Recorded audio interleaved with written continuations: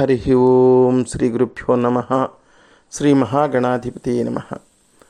అవిద్యానామంతస్థిమిరమిహిరద్వీపనగరీ జడానాం చైతన్యస్తబకమకరందశ్రుతిఝరీ దరిద్రాణాం చింతామణిగుణనికా జన్మజలధౌ నిమగ్నానాం దంష్ట్రామురరిపువరాహస్య భవతి శుక్లాంబరధరం విష్ణుం శశివర్ణం చతుర్భుజం ప్రసన్నవదనం ధ్యాయేత్ సర్వవిఘ్నోపశాంతయేత్.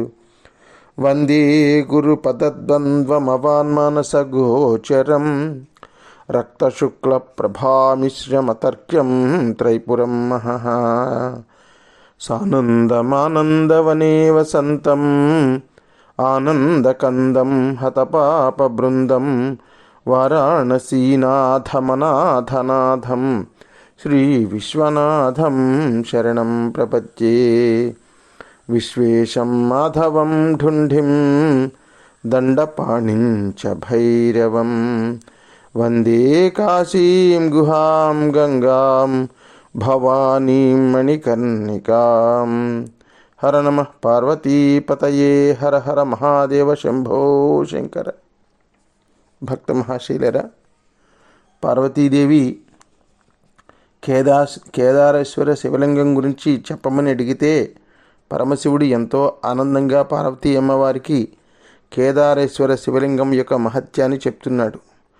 అలా చెప్తూ చెప్తూ వశిష్ఠుడు అనేటటువంటి బ్రాహ్మణ కుమారుడు ఉపనయనమైన తర్వాత కాశీక్షేత్రానికి చేరుకుంటే అక్కడ పాశుపత వ్రతం చేస్తున్నటువంటి వాళ్ళని చూసి ఈ పాశుపత వ్రతం అంటే ఏమిటి అనేటటువంటిది తెలుసుకోవాలనేటటువంటి ఆయనకి కుతూహలం కలిగితే ఆ పాశుపత వ్రతం గురించి మనం విని ఉన్నాం. ఈయన పాశుపత వ్రతాన్ని స్వీకరించినటువంటి వాడే గురువుగారితో కలిసి కేదారనాథ క్షేత్రానికి వెళుతూ ఉంటే మార్గమధ్యంలో అసిధారా పర్వతం దగ్గర తన గురువుగారు దేహత్యాగం చేయడం ఆయనని అక్కడ అందరూ చూస్తూ ఉండగానే శివదూతలు వచ్చి కైలాసానికి తీసుకువెళ్ళడం కూడా విన్నాం. ఆ తర్వాత అక్కడ నుంచి 61 సంవత్సరాల పాటు ప్రతి చైత్ర పౌర్ణమి నాడు కేదారయాత్రకి ప్రయాణం చేసేటటువంటి వాడు ఈ వశిష్ఠుడు అనేటటువంటి వాడు. 61 సార్లు చేసిన తర్వాత 62సారి వెళ్ళడానికి ఆయన సంకల్పం చేసుకుంటే చాలా వృద్ధుడివైపోయేవయ్యా, ఇంకా వెళ్ళొద్దు అని తోటి తాపసులందరూ చెప్పినా సరే నేను వెళతాను అనేటటువంటి నిశ్చయానికి వచ్చాడు. ఆయన యొక్క దృఢ సంకల్పానికి ఆయన యొక్క పవిత్రతకు సంతోషించినటువంటి పరమశివుడు కలలో ప్రత్యక్షమై వరం కోరుకోమంటే ఇది ఏదో కల వచ్చింది అని అనుకున్నాడు ఆయన.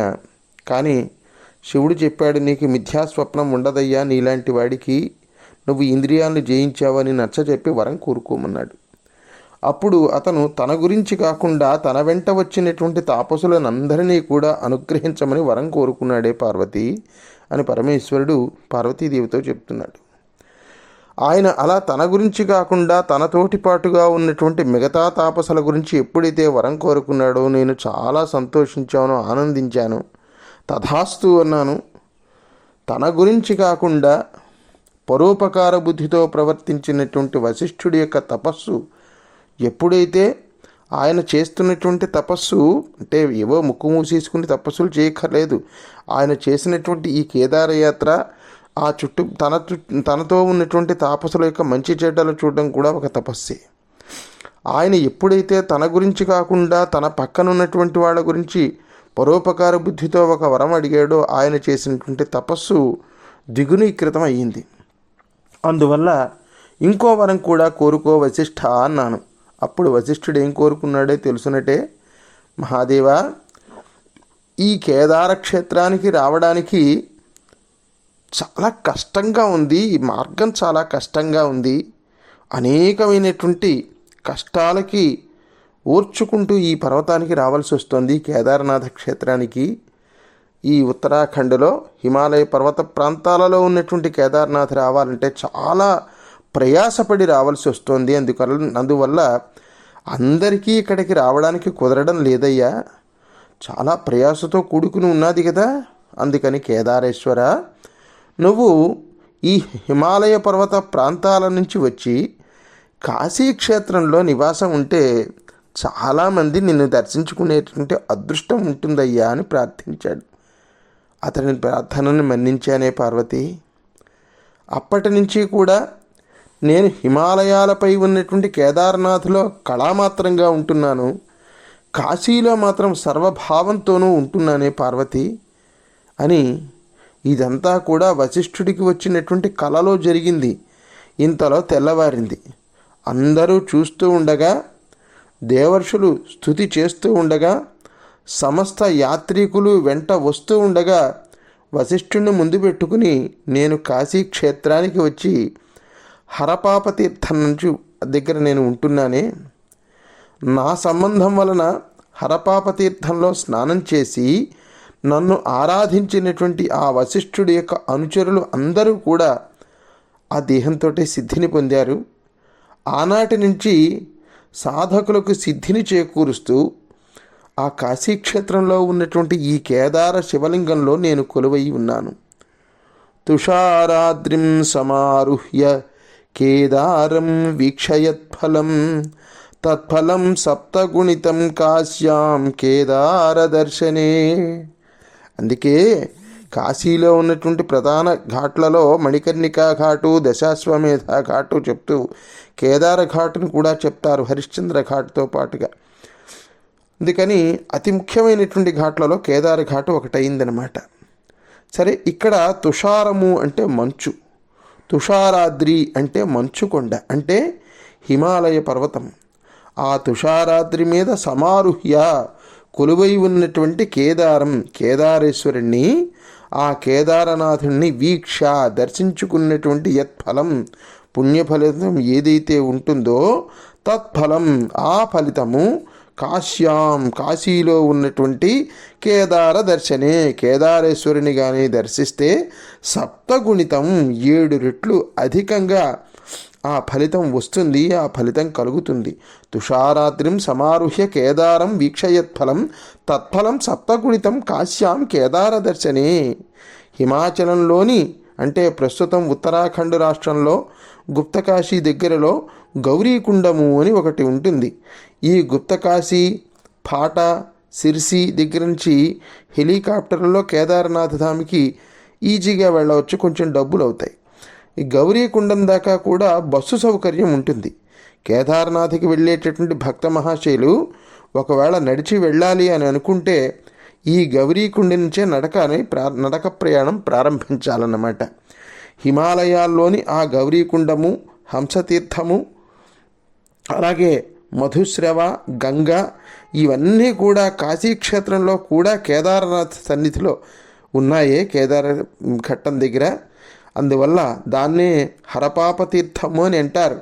ఆ హరపాప తీర్థంలో స్నానం చేస్తే 7 జన్మల పాపాలు తొలగిపోతాయి. ఈ హరపాప తీర్థము గంగా యందు మిళితమైనటువంటి తరువాత 1,000,000 జన్మలలో చేసినటువంటి పాపాలని నశింపజేస్తుంది. ఒకానొక సమయంలో 2 కాకులు కలహించుకుని దెబ్బలాడుకుని ఈ హరపాప తీర్థంలో పడి అందరూ చూస్తూ ఉండగా హంసలుగా మారిపోయాయిట. అందువల్ల అప్పటి నుంచి ఈ హరపాప తీర్థాన్ని హంసతీర్థంగా పిలుస్తూ ఉంటారు. పార్వతి, ఈ హరపాప తీర్థము లేదా హంసతీర్థం ఏదైతే ఉందో ఆ తీర్థంలో నువ్వు మొట్టమొదట స్నానం చేసావు, గుర్తుందా? గుర్తుకొచ్చిందా నీకు? నువ్వు మొట్టమొదట స్నానం చేసినటువంటి కుండము కాబట్టి దీనికి గౌరీకుండము లేదా గౌరీకుండ్ అనేటటువంటి పేరు వచ్చింది. ఇక్కడ ఉన్నటువంటి గంగ మహామోహాన్ని నశింపజేస్తుంది కాబట్టి దీన్ని అమృతస్రవ లేదా మధుస్రవ అయింది. మానసతీర్థము ఇక్కడ తపస్సు చేయడం వల్ల మానసతీర్థంగా పిలువబడుతుంది. పూర్వకాలంలో కేవలం ఈ తీర్థంలో స్నానం చేసినంత మాత్రం చేత అందరూ ముక్తిని పొందేవారు.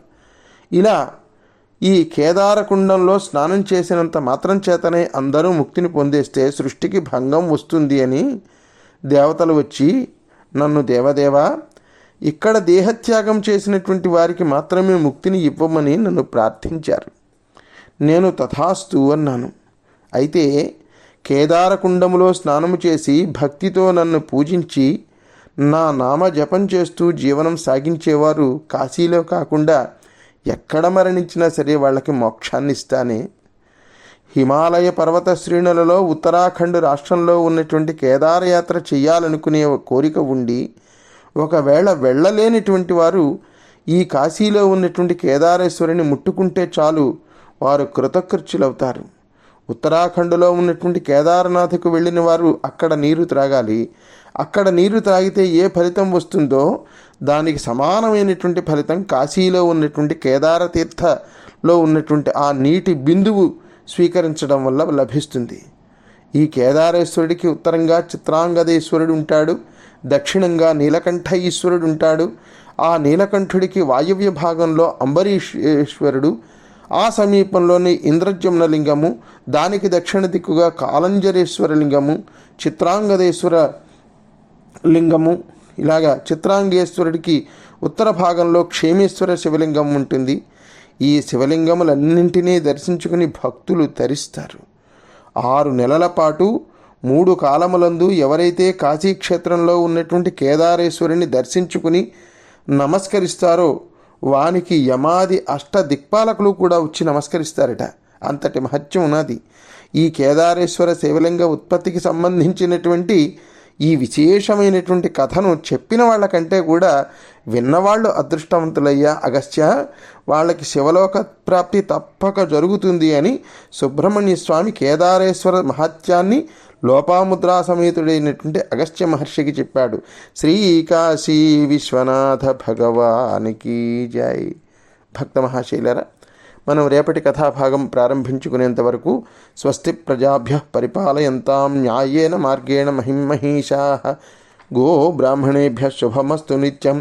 లోకా సమస్తా సుఖినో భవంతు, సర్వే జనా సుఖినో భవంతు. హర నమః పార్వతీపతయే. హర హర మహాదేవ శంభో శంకర.